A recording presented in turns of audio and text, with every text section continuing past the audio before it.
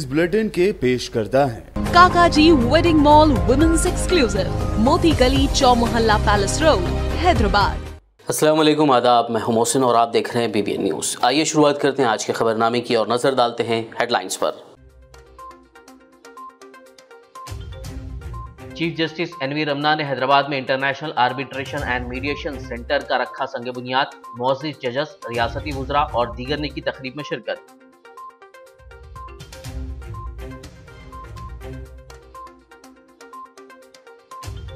बीमारी के इलाज में बढ़ते अखराजात से रियासत की गरीब आवाम को पहुंचाई जाए राहत। नए आरोग्यश्री कार्ड्स की इजराई का अकबरुद्दीन ओवैसी ने असेंबली में किया मुतालबा।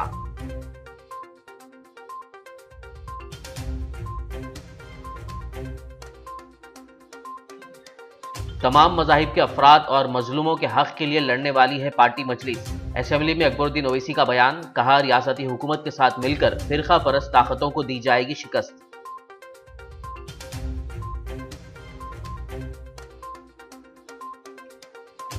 हैदराबाद के शहरियों को परेशान करने वाले इक़दामात को बर्दाश्त नहीं किया जाएगा।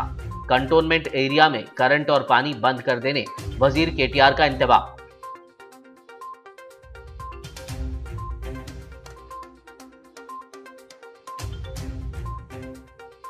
हैदराबाद में SNDP के तहत 60 कामों की अंजामदेही।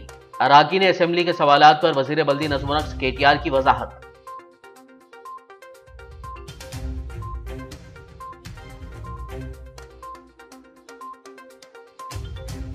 आदिलाबाद में CCI सीमेंट फैक्ट्री को दोबारा खोलने का मुतालबा। CCI साधना कमेटी का एहतजाज आज 18वें दिन भी रहा जारी।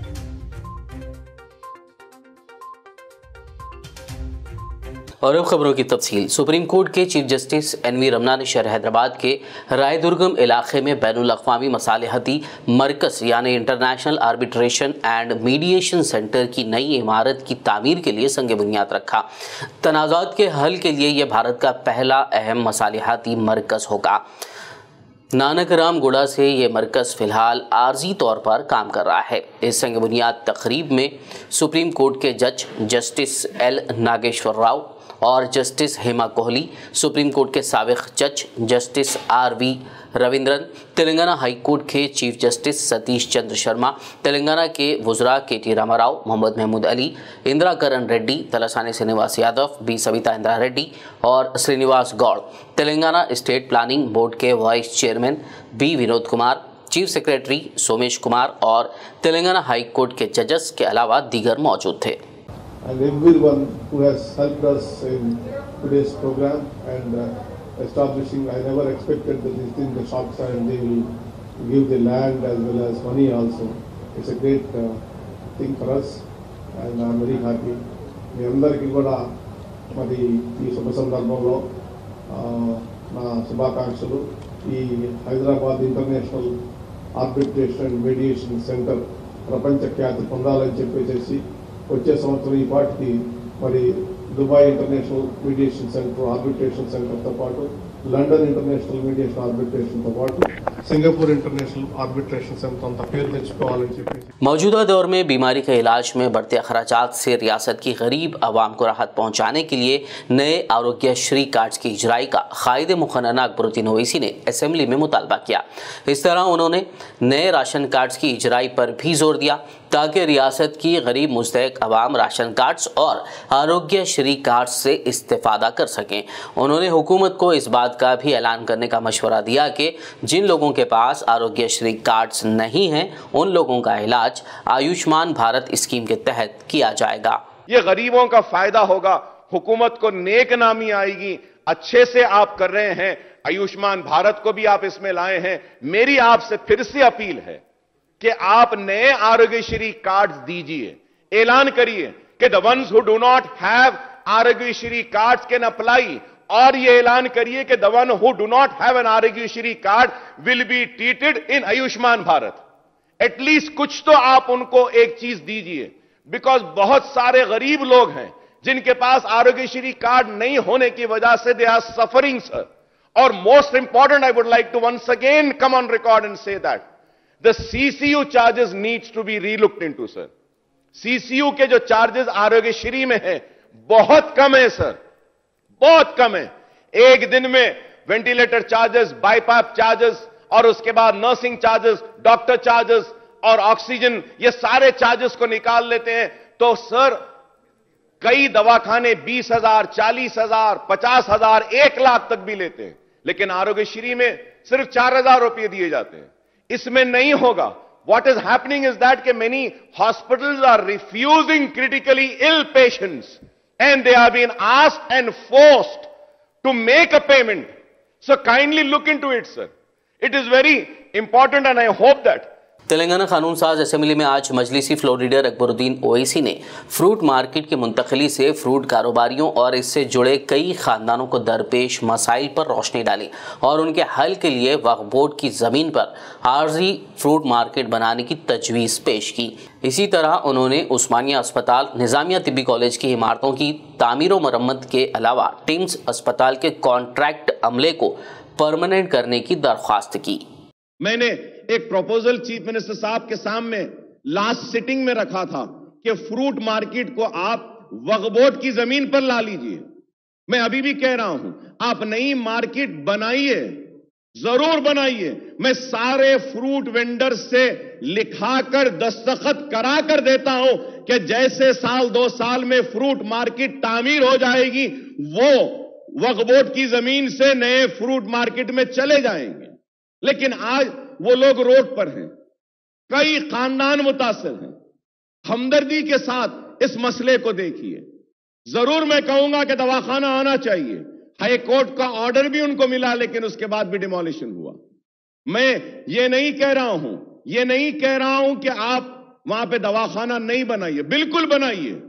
दवाखाना जरूरी है, लेकिन इन गरीबों का भी सोचिए। ये फ्रूट वेंडर्स परेशान हैं, आम का सीजन है, उनके फ्रूट, उनके आम रोडों पे बेच रहे हैं बेचारे गरीब, और वो बेच रहे हैं तो पुलिस वाले आके उनके फ्रूट्स को सीज कर रहे हैं और उनको चालान दे रहे हैं। सर मैं कह रहा हूं कि 30 एकड़ वक्फ बोर्ड की जमीन है। हम महमूद अली साहब और हम मिलकर वक्फ बोर्ड से टेम्पररी मार्केट के लिए अलॉट करते हैं। गवर्नमेंट अगर पैसा नहीं खर्चना चाहती है तो ये फ्रूट वेंडर्स अपने पैसों से टेम्पररी मार्केट बनाने तैयार है।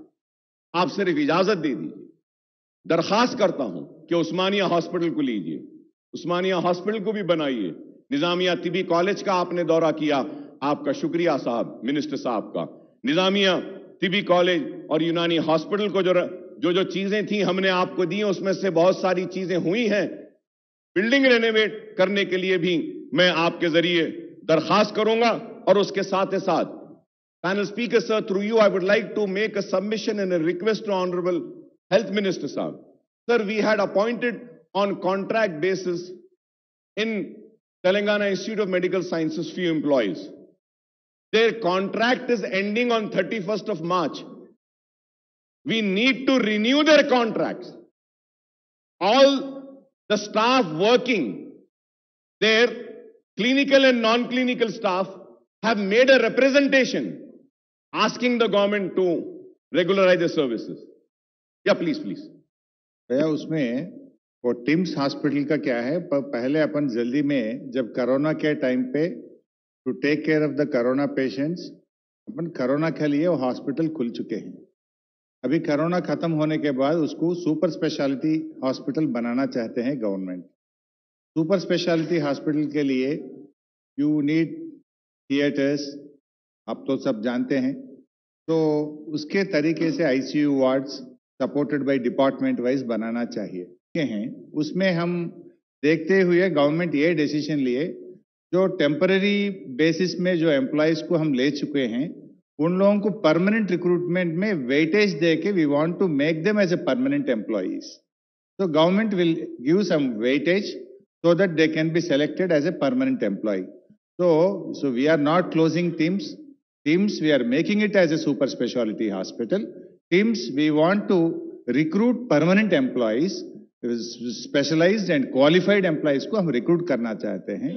जो लोग कोरोना के टाइम पे टेम्पररी टाइम पीरियड के लिए रिक्रूट कर चुके हैं, उन लोगों को भी वेटेज देके परमानेंट बेसिस में हम लेने के लिए we will extend all kinds of cooperation and will extend weightage marks.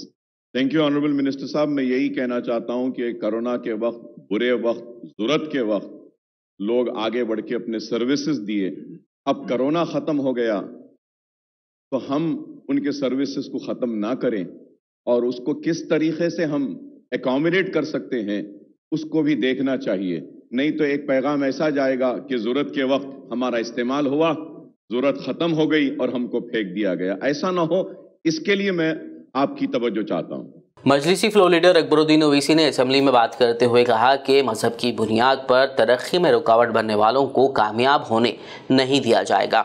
उन्होंने कहा कि मजलिस पार्टी की नुमाइंदगी पर रियासती हुकूमत ने पुराने शहर हैदराबाद की लाल दरवाज़ा मंदिर की तामीर और मरम्मत के लिए 20 करोड़ रुपए मंजूर किए हैं। इसी तरह कंदीगल गेट और उपगुड़ा की मनादिर में तरक्याती कामों के लिए भी हुकूमत ने मंजूरी दी है। उन्होंने इसके लिए हुकूमत का शुक्रिया अदा करते हुए कहा कि मजलिस पार्टी और अकबरुद्दीन ओवैसी तमाम मज़ाहिब के मानने वालों और हर मजलूम के हक़ के लिए काम करते हैं। उन्होंने कहा कि वज़ीर आला KCR की क़यादत में रियासती हुकूमत के साथ मिलकर फ़िरक़ा परस्त ताकतों को शिकस्त दी जाएगी और रियासत को बंगारू तेलंगाना बनाया जाएगा। खुली कुतुब शाह ने जब हैदराबाद को बसाया था तो ये दुआ की थी कि मेरे शहर को इतना आबाद कर कि जिस तरीके से एक तालाब में मछलियां होती हैं, और आज वो शहर उसी तरीके से फैल रहा है और हम तरक्की के साथ, कामयाबी के साथ आगे बढ़ेंगे। फिरका परस्त ताकतों को आगे बढ़ने नहीं देंगे। वो लोग जो मजहब के बुनियाद पर तरक्की में रुकावट बनना चाहते हैं, हम उनको आगे बढ़ने नहीं देंगे। हम कामयाब थे और आगे भी कामयाब होंगे अपनी तरक्याती सरगर्मियों के साथ, हमारी तरक्की के साथ, हिंदू मुस्लिम सबको साथ लेकर चलने के साथ हम सबको साथ लेकर चलेंगे। और आखिर में मैं फिर से हुकूमत का शुक्रिया अदा करूंगा कि आपने मजलिस के मुतालबे पर लाल दरवाजे की मंदिर का काम के लिए 20 करोड़ की चीफ मिनिस्टर साहब ने मंजूरी दी है। उम्मीद करता हूं कि वह काम जल्दी ले लिया जाएगा। मैं शुक्रिया अदा करता हूं कि और एक मंदिर में कल्याण मंडपम के लिए भी, उपगुड़ा में, कंदीकल गेट में भी मंदिर के लिए हमारे रिप्रेजेंटेशन पर हुकूमत ने मंजूरी दी है। मजलिस इत्तेहादुल मुस्लिमीन सबकी आवाज है। मजलिस और अकबर ओवैसी मुसलमान के भी लड़ता है, हिंदू के लिए भी लड़ता है, सिख के लिए भी लड़ेगा, ईसाई के लिए भी लड़ेगा, हर मजलूम के लिए लड़ेगा। और मुझे उम्मीद है और मैं जानता हूं कि हमारा चीफ मिनिस्टर भी हर गरीब के लिए लड़ता है, हर मजलूम के लिए लड़ता है और हर किसी को एक नजर से देखता है। हम सब मिलकर इस स्टेट को बंगारू तेलंगाना बनाएंगे, फिरका परस्तों को शिकस्त देंगे। आपने जो मुझे मौका दिया इसके लिए मैं आपका शुक्रिया। तेलंगाना के वजीर बल्दी नज़्म व नक्श के तारका रामा राव ने आज असेंबली में मजलिसी रुकन असेंबली कौसर मोहिउद्दीन की जानिब से टोली चौकी के नदीम कॉलोनी में बारिश के पानी के दाखिले को रोकने से मुताल्लिक सवाल का जवाब देते हुए कहा कि टोली चौकी के मिलिट्री एरिया में मिलिट्री अथॉरिटी ने चेक डैम तामीर कर लिया है, जिससे बारिश के पानी की निकासी में मुश्किल हो रही है। नतीजे में बारिश का पानी नदीम कॉलोनी में दाखिल हो रहा है। KTR ने कहा कि कई मरतबा मिलिट्री अथॉरिटी को इस मसले को पेश किया गया, लेकिन वो मानने को तैयार नहीं है। उन्होंने हैदराबाद के मुख्तलिफ मकामात पर मिलिट्री अथॉरिटी की जानिब से कंटोनमेंट एरिया में सड़क बंद कर देने और दूसरे तरीक़ों से शहरियों को परेशान करने के वाक़यात पर शदीद बरहमी ज़ाहिर की और कहा कि बातचीत के ज़रिए अगर मिलिट्री अथॉरिटी मसाइल को हल नहीं करेगी तो ऐसी सूरत में कंटोनमेंट एरिया में बरखी और पानी की सरबराही बंद करनी पड़ेगी।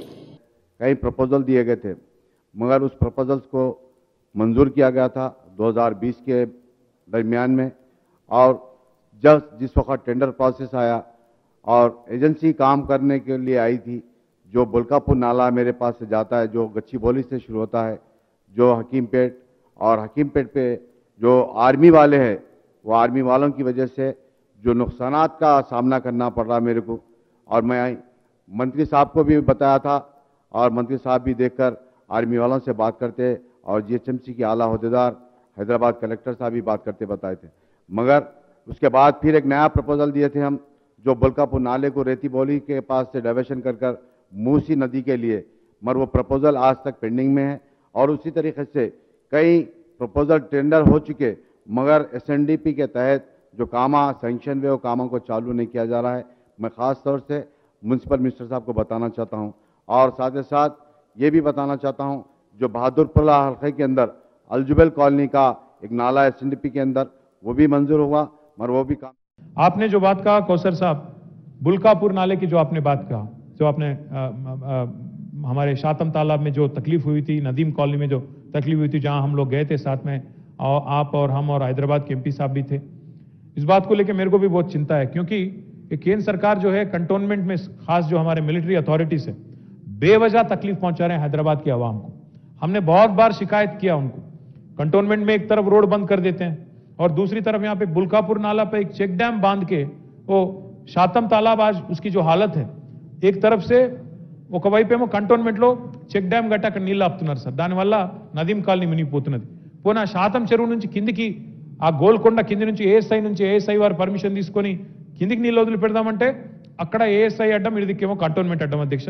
ఇది మంచి పద్ధతి కాదు అధ్యక్ష. ఎందుకంటే వారు మేమేదో స్వతంత్ర దేశం అన్నట్టు, ఇదేదో తెలంగాణ ఏదో వేరే దేశం అన్నట్టు వారు పూర్తి స్థాయిలో విచ్చలవిడిగా ప్రవర్తిస్తూ ఉన్నారు అధ్యక్ష. ఒకవేళ కఠిన చర్యలు తీసుకోవాల్సి వస్తే, ఎందుకంటే हमने बहुत बार कोशिश किया, बहुत बार उनको बोलने की कोशिश भी हमने की, अगर वो लोग सही तरह से समझते नहीं है, ठीक नहीं समझते, हमको भी कुछ करना पड़ेगा. अगर जरूरत पड़ा तो वहां करंट काट देंगे, जरूरत पड़े तो वहां पे पानी की सप्लाई भी काट देंगे, देखेंगे क्या करेंगे. ఎందుకంటే ఇది హైదరాబాద్ లో ఉంటున్నప్పుడు కలిసిమెలిసి ఉండాలి కంటోన్మెంట్ అంటే. కానీ మా ఇష్టం వచ్చినట్టు రోడ్లు బంద్ చేస్తాం, ఇష్టం వచ్చినట్టు మేము చెక్ డ్యాములు కడతాం నాలాల మీద అంటే మేము కూడా ఊరుకోం అధ్యక్ష. మేము కూడా ప్రజల కోసం ఎంతకైనా తెగిస్తాము. అవసరమైతే మంచినీళ్లు బంద్ చేస్తాం, కరెంటు బంద్ చేస్తాం, అప్పుడైనా దిగిరారో చూస్తాం అధ్యక్ష. మా స్పెషల్ చీఫ్ సెక్రటరీ ఇక్కడే ఉన్నారు, నేను వారికి కూడా విజ్ఞప్తి చేస్తా ఉన్నా, వెంటనే పిలిచి మాట్లాడండి. ఒకవేళ వారు వినకపోతే తీవ్రమైన చర్యలకు, కఠిన చర్యలకు కూడా వెనకాడవద్దని చెప్పి కూడా రాష్ట్ర ప్రభుత్వం తరపున శాసనసభలో చెప్తా ఉన్నా. ప్రజల హితాన్ని కోరే వ్యక్తులుగా ఒక పైసా సహాయం చేయరు, పనిచేస్తున్న ప్రభుత్వానికి అవరోధాలు కల్పించడం ఇది మంచిది కాదని కూడా చెప్తూ, आपने जो 2-3 मुद्दे उठाए और बलाला साहब ने भी जो बहादुरपुरा के बारे में और बाकी मलकपेट के बारे में आपने जो बताया, मुझे कल बताया था आपने, उसका भी मैं जल्द से जल्द लूंगा. और मूसी पे जो ब्रिजेस भी है उसके बारे में मैं तफसील में मैं डिमांड्स पे बोलूंगा. बहुत बहुत शुक्रिया, थैंक यू सर. खुतबुल्लापुर रुकन असेंबली केपी विवेकानंद ने नालों के तरक्याती कामों पर तवज्जो मरकूज करने वज़ीर बल्दी नज़्म व नक्श KTR से ख्वाहिश की. केपी विवेकानंद ने असेंबली में बात करते हुए बताया कि फॉक्स सागर नाला और कोल कैनाल की तरक्की के लिए 95 करोड़ रुपए, निज़ामपेट म्यूनसिपल कॉरपोरेशन के तहत 84 करोड़ रुपए, कोम्पली म्यूनसिपैलिटी में 13 करोड़ रुपए की मंजूरी दी गई है और काम भी जारी हैं. रुकन असेंबली KP विवेकानंद ने इन कामों के लिए वज़ीर बल्दी नज़्म व नक्श KTR का शुक्रिया अदा किया. वहीं उन्होंने दुंडिगल म्यूनसिपैलिटी और गाजुलारामम इलाकों में इजाफी फंड्स अलॉट करने वजीर KTR से अपील की, जहां के लिए कई तजावीज़ भेजी गई हैं. रुकन असेंबली विवेकानंद ने IDPL कॉलोनी से बालानगर जाने वाले बड़े नाले के तरक्याती कामों के लिए भी फंड्स फराहम करने और इसे तरजीही बुनियादों पर तेजी से मुकम्मल करने की ख्वाहिश की. అధ్యక్ష, మాకు అన్ని చెరువుల కింద వచ్చినాయి అధ్యక్ష. ముఖ్యంగా దుండిగల్ మున్సిపాలిటీలో కొన్ని ప్రపోజల్ పంపించడము, దాంతోపాటు గాజులావరం ప్రాంతంలో కూడా అధ్యక్ష 2-3 ప్రపోజల్స్ పంపించమన్నారు అధ్యక్షులు. అవిటిని కూడా ఆ సమాచారం కూడా పంపించడం జరిగింది అధ్యక్ష, ప్రపోజల్స్ పంపించడం జరిగింది. ఇంతకుముందు కూకట్పల్లి ఎమ్మెల్యే గారు చెప్పినట్టు మాకు IDPL కాలనీ నుంచి బాలనరవై కెమికల్ నాలా ఒకటి ఉంది అధ్యక్ష, పెద్ద కెమికల్ నాలా, దానికి కూడా మంజూరైన, దానికి ఫస్ట్ ప్రయారిటీ కింద చేసినట్టయితే, ఎందుకంటే కెమికల్ నాలా కాబట్టి అది ప్రధానంగా పెద్ద ఎత్తున ప్రవహిస్తుంది కాబట్టి దాన్ని పూర్తి చేయాల్సిందిగా నేను కోరుకుంటూ, మరి చెప్పినటువంటి ఇష్యూస్ పైన మరి కేంద్రీకరించి కొంచెం అడిషనల్ బడ్జెట్ కూడా కేటాయించాల్సిందిగా నేను మంత్రి గారు కోరుకుంటూ ధన్యవాదాలు తెలియజేస్తున్నాను అధ్యక్ష. तेलंगाना के वज़ीर बल्दी नज़्म व नक्श KTR रामाराव ने कानून साज असेंबली में सवाल जवाब के सेशन के दौरान हैदराबाद में SNDP के मसाइल पर अराकीन के सवालात का जवाब दिया. वज़ीर KTR ने कहा कि रियासती हुकूमत ने हैदराबाद शहर में निकासी आब और सीवरेज सिस्टम को बेहतर बनाने के लिए स्ट्रैटेजिक नाला डेवलपमेंट प्लान यानी SNDP का आगाज किया है, जिसके तहत 985 करोड़ 45 लाख रुपए के सरफे से 60 काम अंजाम दिए जा रहे हैं, जो मुख्तलिफ मराहिल में जारी हैं. उन्होंने कहा कि हैदराबाद में सीवरेज सिस्टम को बेहतर बनाने के लिए 3 मरहलों में काम शुरू करने का फैसला किया गया है. అక్టోబర్ 2020లో వచ్చిన వానల తర్వాత, అక్టోబర్ 2020లో వచ్చిన వరదల తర్వాత హైదరాబాద్లో వచ్చిన పరిస్థితులను దృష్టిలో పెట్టుకొని ఎట్లా అయితే SRDP అనే కార్యక్రమం తీసుకున్నామో అదే పద్ధతుల్లో ఒక వ్యూహాత్మక నాలాల అభివృద్ధి అనే ప్రణాళిక తీసుకొని మిషన్ మోడ్లో డబ్బులు కూడా కేటాయించి, ఇంజనీరింగ్ టీమ్స్ కూడా ప్రత్యేకంగా ఇంజనీరింగ్ విభాగాన్ని కూడా దీనికోసం ప్రత్యేకంగా ఏర్పాటు చేసి, GHMC బయట ఉన్న మున్సిపాలిటీ అనే తేడా లేకుండా మొత్తంగా తీసుకోవాలన్న ఉద్దేశంతో 985 కోట్ల 45 లక్షలు అంటే దాదాపు 1000 కోట్ల రూపాయలతో మొదటి దశ SNDP పనులు తీసుకున్నాం అధ్యక్ష. అందులో తమరి జోన్ సికింద్రాబాద్ జోన్లో 257 కోట్ల 40 లక్షలు, కుకట్పల్లిలో 112 కోట్ల 80 లక్షలు, ఎల్బీ నగర్ జోన్లో 113,59 లక్షలు, చార్మినార్ జోన్లో 93,28 లక్షలు, ఖైరతాబాద్ జోన్లో 137,12 లక్షలు, శేర్లింగంపల్లి జోన్లో 20,88 లక్షలు, మొత్తం జిహెచ్ఎంసీ ఏరియాలోనేమో 735 కోట్ల అధ్యక్ష. అదేవిధంగా జిహెచ్ఎంసీ బయట అవుట్ సైడ్ జిహెచ్ఎంసీ జల్పల్లి కానీ కొంపల్లి కానీ ఇతరత్ర చుట్టుపక్కల ఉండే మున్సిపాలిటీలు మున్సిపల్ ఏరియాస్లో మిగతా दादाపు ఒక 250 కోట్ల రూపాయల అధ్యక్ష. खबरनामे में फिलहाल लेंगे एक ब्रेक, मुलाकात होगी इस छोटे से ब्रेक के बाद।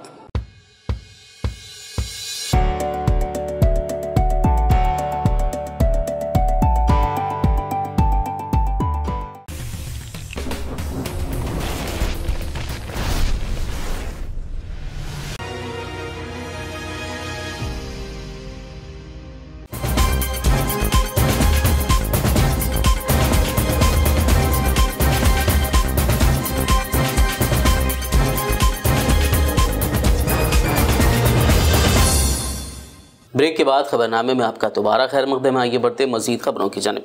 चारमीनार की मजलिस रुकन असम्बली मुमताज़ अहमद खान ने असम्बली में चारमीनार बस स्टॉप को दोबारा शुरू करने का मुतालबा किया और बस स्टॉप के लिए ग्राउंड फ्लोर और गाड़ियों की पार्किंग के लिए पहली मंजिल बनाने का मशवरा दिया।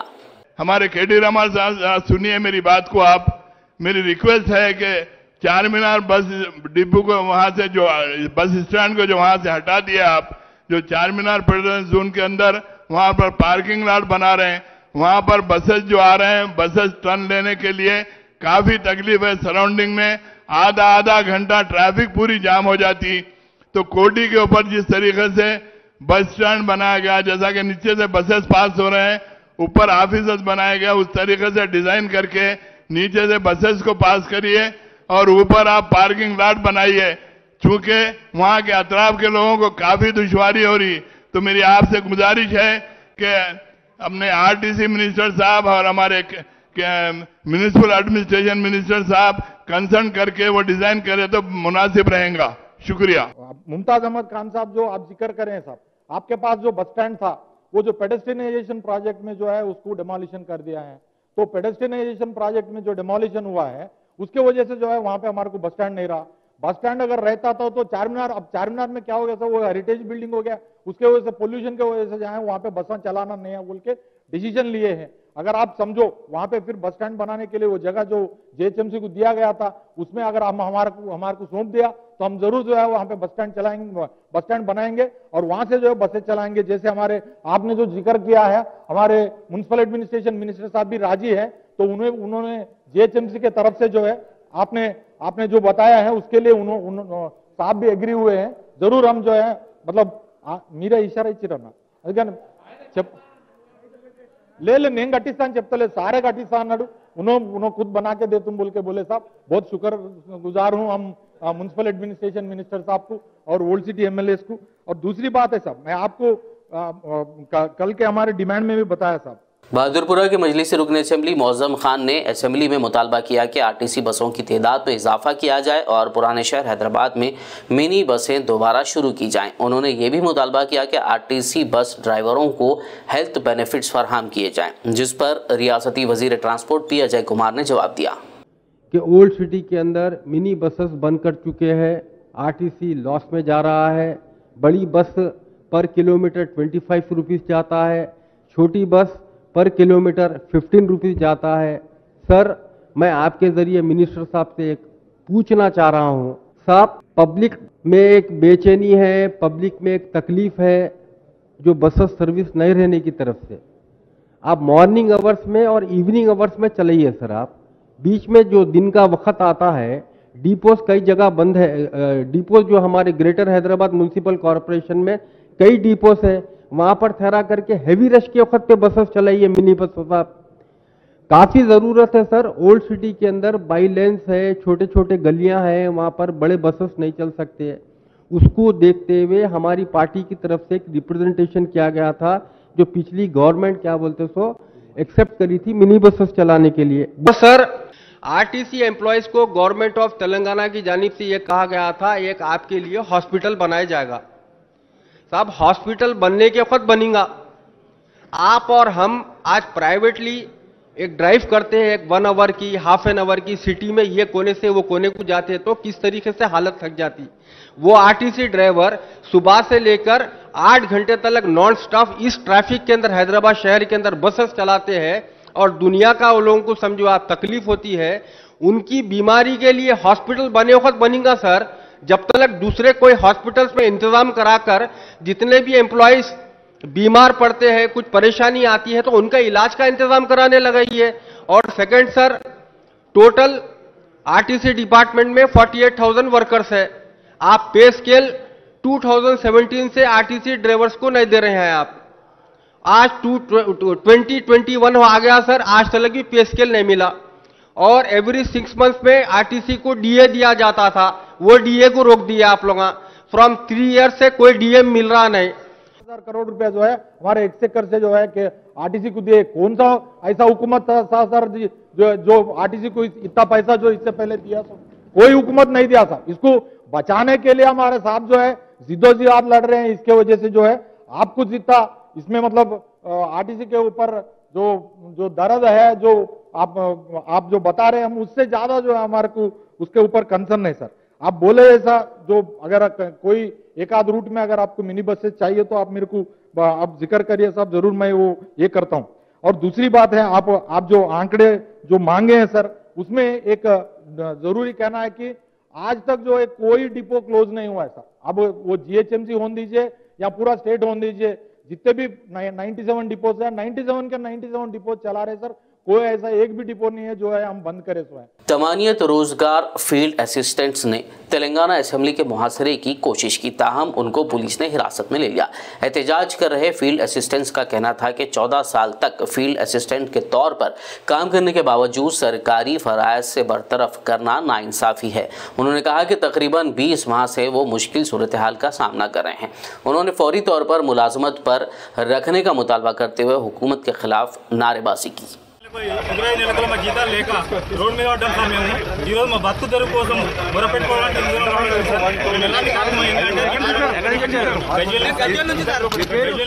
आदिलाबाद जिला मरकज में सीसीआई सीमेंट फैक्ट्री को दोबारा खोलने के मकसद से सीसीआई साधना कमेटी के ज़ेर एहतमाम मुख्तलिफ प्रोग्रामों का सिलसिला जारी है। तेलंगाना तल्ली चौक पर साधना कमेटी गुज़िश्ता 18 दिनों से एहतजाज कर रही है। 14 मार्च तक जारी रहने वाले इस एहतजाजी मुजाहरे में आज आदिलाबाद टीआरएस पार्टी के माइनॉरिटी टाउन सदर शेख सलीम पाशा की क़यादत में दीगर कायदीन ने एक रोज़ा भूख हड़ताल में हिस्सा लेते हुए मुजाहरे की भरपूर हिमायत की।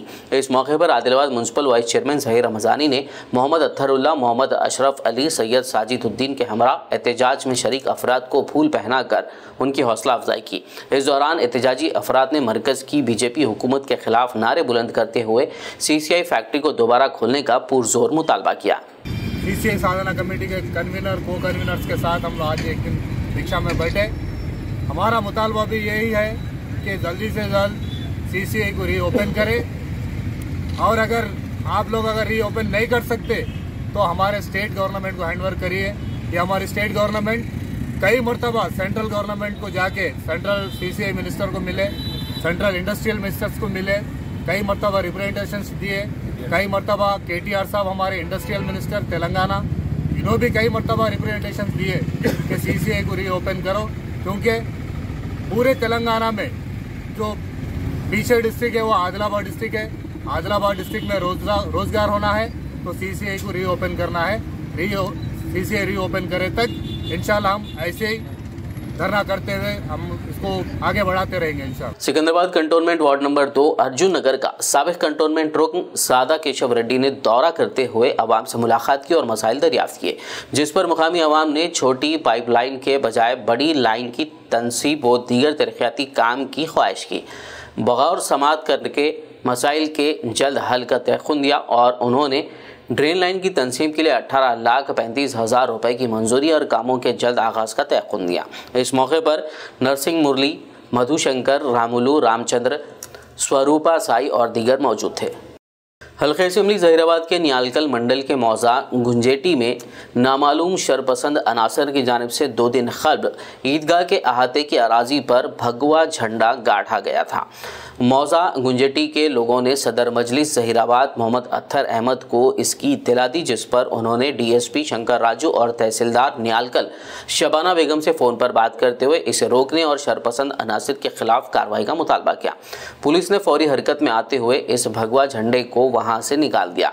बाद मौजा के लोगों ने जहीराबाद में वाक़ मजलिस के दफ्तर पहुंचकर सदर मजलिस अत्तरुल्लाह से मुलाकात की और फिर उन्होंने रेवेन्यू डिवीजन ऑफिस पहुंचकर असिस्टेंट रेवेन्यू ऑफिसर राधाबाई को इस हवाले से एक याददाश्त पेश की। इस मौके पर मुहियुद्दीन गौरी, मोहम्मद अकबर के अलावा मौजा के लोग मौजूद थे। जिला आदिलाबाद में लगातार स्कूली बच्चों के बीमार पड़ने के वाक़यात सामने आ रहे हैं। लगातार तीसरे दिन बीमारी के बायस स्टूडेंट्स को अस्पताल में दाखिल कराया गया। आदिलाबाद के भीमपुर मंडल के KGBV स्कूल में ज़ेरे तालीम तकरीबन 70 स्टूडेंट्स को खाने के बाद उल्टी की शिकायत पर अस्पताल भेजा गया, जिसमें से तकरीबन 40 को इलाज के लिए रिम्स अस्पताल मुंतकिल किया गया, जबकि दीगर का इलाज स्कूल में लगाए गए मेडिकल कैंप में किया जा रहा है। एडिशनल कलेक्टर रिजवान बादशाह शेख, DMHO नरेंद्र राठौड़, DO प्रणीता और दीगर ने स्कूल और रिम्स का दौरा करते हुए सूरत हाल का जायजा लिया। उन्होंने वाक़े की मुकम्मल जांच की हिदायत दी और ऐसे वाक़यात के रोकने के लिए मौसर इक़दाम पर भी जोर दिया। KGBV Bhimpur branch located at NTR चौक దగ్గర 70 మెంబర్స్ కి లూజ్ మోషన్ వామిటింగ్ అయింది। వాళ్ళందరూ స్టేబుల్ ఉన్నారు, ఎలాంటి అంటే ఆందోళన చెందే అవసరం లేదు। వాళ్ళకి 3-4 టైమ్స్ వామిటింగ్ మోషన్స్ అవడం జరిగింది। అది మోస్ట్లీ నిన్న రాత్రి ఫుడ్లో కానీ ఇక్కడ లేకుంటే వాటర్లో ప్రాబ్లం ఉండొచ్చు అని మేము అనుకుంటున్నాం, ఎందుకంటే ఇక్కడ బోర్ చూస్తే కొద్దిగా ఓపెన్ ఉంది కాబట్టి ఈ బోర్వెల్ షాంపుల్ పంపిస్తున్నాము। ప్రస్తుతం అయితే 38 మెంబర్స్కి ఎవరైతే more than 5 times motions vomiting అయిన వాళ్ళందరికీ రిమ్స్లో అడ్మిట్ చేయడం జరిగింది। మిగతా వాళ్ళని ఇక్కడ క్యాంప్ ఏర్పాటు చేసుకొని అందరికీ ట్రీట్మెంట్ ఇవ్వడం జరుగుతుంది। రెగ్యులర్ ఇవే ఇన్సిడెంట్స్ అవుతున్నాయి, ఏం చేస్తుంది ఇది? అది వాళ్ళ సమీక్ష ఎక్కడ లోపం ఉంది, వాటర్ ప్రాబ్లమా ఇది చేసుకుని చెప్పేసి మేము కలెక్టర్ గారికి విన్నపిస్తాం, కలెక్టర్ గారు దానికి निर्णय। जिले कामारेड्डी के बांसवाड़ा में वाक़ Telangana minorities residential school and junior college for girls में हेल्थ कैंप मुनक़्क़िद किया गया। इस मौके पर डॉक्टर्स ने लड़कियों की तिब्बी जांच करते हुए ज़रूरत के मुताबिक अद्वियात भी दी। डॉक्टर रतनम ने मीडिया से बात करते हुए बताया कि Telangana minorities residential schools and junior colleges के स्टूडेंट्स के लिए वक्तन फ़वक्तन मेडिकल कैंप्स मुनक़्क़िद किए जा रहे हैं, ताकि स्टूडेंट्स की तंदुरुस्ती को यकीनी बनाया जा सके। కొన్ని మందులు ఇస్తాము। మేజర్గా ఉన్న వ్యాధులకు ఇక్కడ పిల్లల డాక్టర్కి బాన్సోడ్ హాస్పిటల్కి రిఫర్ చేస్తాము। స్త్రీ సంబంధ సమస్యలు ఉంటే గైనకాలజిస్ట్కి రిఫర్ చేస్తాము। ఇంకా మేజర్ సమస్యలు ఉంటే నిజామాబాద్ ఆసుపత్రికి సిఫార్సు చేస్తాము। పిల్లలకు ఆరోగ్య పరీక్షలు చేస్తున్నాను నేను, आयुष मेडिकल ऑफिसर डॉक्टर। मौसम गर्मा के मौके पर जमीयत उलमा ज़िला विकाराबाद के सदर मौलाना मोहम्मद उबैदुल्ला अजहर खासमी की ज़ेरे निगरानी शहर तांडूर के 3 भीड़ भाड़ वाले मकामात विनायक चौक, बस स्टैंड और ख़दीम तरकारी बाज़ार के पास आबदार खानों का क़याम अमल में लाया गया। इन आबदार खानों का इफ्तिताह जमीयत उलमा के जनरल सेक्रेटरी हाफिज़ पीर खलीक अहमद साबिर और सर्कल इंस्पेक्टर तांडूर ने किया। इस मौके पर सर्कल इंस्पेक्टर तांडूर ने अपने खिताब में कहा कि प्यासों को पानी पिलाना बड़े सवाब का काम है और इंसानियत के काम आने वाले लोग हर दिल अजीज़ होते हैं। उन्होंने वक्तन फ़वक्तन जमीयत उलमा ज़िला विकाराबाद की जानिब से अंजाम दी जाने वाली रिफाई खिदमात की भी सताइश की। बस डिपो तांडूर के आबदार खाने का इफ्तिताह डिपो मैनेजर मोहतरमा पवित्रा ने अंजाम दिया। సమ్మర్ అనేది స్టార్ట్ అయింది, ఎండలు అనేది రోజు రోజు పెరుగుతూ ఉన్నాయి। దీన్ని దృష్టిలో ఉంచుకొని మన police station, Tandur police station ముందు Jamia Ulema district organisation president అయినటువంటి అజార్ వాళ్ళ టీం అందరూ కూడా ఇక్కడ ప్రతిసారి ఏర్పాటు చేసే విధంగానే ఈసారి కూడా డ్రింకింగ్ వాటర్ ఫెసిలిటీస్ ఇక్కడ ఏర్పాటు చేయడం జరిగింది। ఈ సందర్భంగా వాళ్ళకి మా police Tandur sub division police తరఫున కృతజ్ఞతలు, అభినందనలు తెలియజేస్తున్నాము। దీన్ని రోజు గత ఏడాది రోజుకు ఒక 50 బాటిల్స్ వాటర్ని వాళ్ళు రోజుకి ప్రొవైడ్ చేయడం జరిగింది. ఈసారి కూడా ఎండలు ఎక్కువగా ఉన్నాయి కాబట్టి అదేవిధంగా ఈసారి కూడా ప్రొవైడ్ చేసేసి గ్రామీణ ప్రజల యొక్క మన్ననలు పొందడమేనని చెప్పేసి ministry of employment, creation and youth services के ज़ेर एहतमाम आदिलाबाद में जॉब मेला मुनक़िद किया गया। इंदिरा प्रियदर्शनी स्टेडियम में मुनक़दा इस जॉब मेले का एडिशनल कलेक्टर रिजवान बादशाह शेख ने इफ्तिताह किया और मुख्तलिफ कंपनियों में मुलाजमतों के लिए मुंतखब उम्मीदवारों को एडिशनल कलेक्टर ने तकरूरी का कागजात हवाले किए। इस मौके पर Adilabad municipal chairman Jogu Parminder, district youth welfare officer Venkateshwarlu, district industries general manager Padma Bhushan Raju और डिस्ट्रिक्ट ओलंपिक सदर BS Govardhan Reddy, student section के सदर B शिवा के अलावा मुख्तलिफ कंपनियों के नुमाइंदों और दीगर मौजूद थे। इस जॉब मेले से बेरोजगार नौजवानों की कसीर तादाद ने इस्तेफादा किया।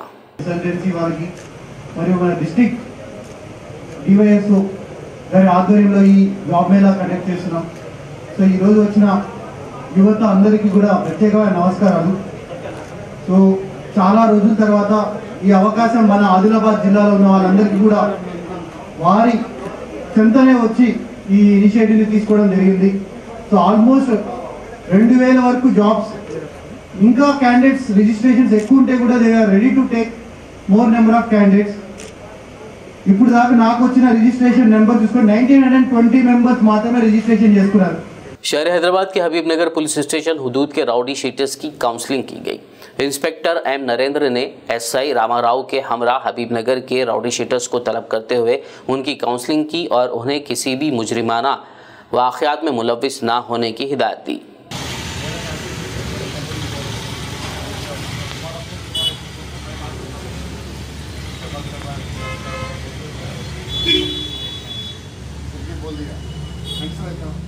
तेलंगाना स्टेट असेंबली के गेट नंबर 1 के करीब आज एक कार अचानक शोलापोश हो गई। राहत की बात यह रही कि इस दौरान कोई जानी नुकसान नहीं हुआ। पुलिस और फायर अमले ने फौरी हरकत में आते हुए आग पर काबू पा लिया। इस दौरान कार को जुज़वी नुकसान पहुंचा। आखिर में एक नजर हेडलाइंस पर।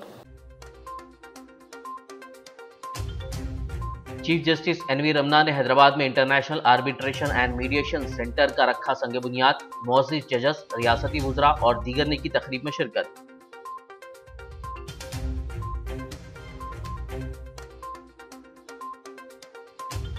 बीमारी के इलाज में बढ़ते अखराजात से रियासत की गरीब आवाम को पहुंचाई जाए राहत। नए आरोग्यश्री कार्ड्स की इजराई का अकबरुद्दीन ओवैसी ने असेंबली में किया मुतालबा।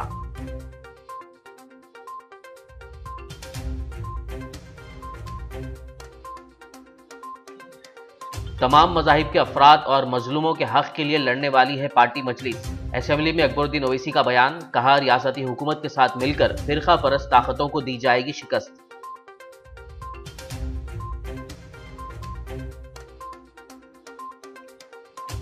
हैदराबाद के शहरियों को परेशान करने वाले इक़दामात को बर्दाश्त नहीं किया जाएगा।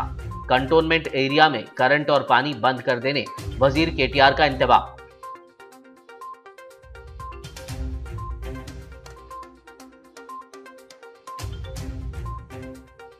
हैदराबाद में SNDP के तहत 60 कामों की अंजामदेही। अराकी ने असेंबली के सवालात पर वजीर बल्दी नज़्म-ओ-नक्श KTR की वजाहत।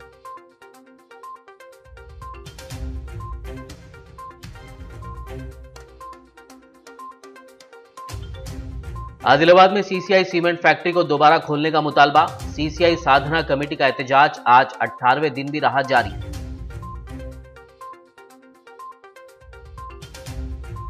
खबरनामे में फिलहाल बस इतना ही। ताज़ा तरीन अपडेट्स के लिए देखते रहिए BBN न्यूज़। यूट्यूब और फेसबुक पर मौजूद हमारे वीडियोस को लाइक और शेयर ज़रूर कीजिए।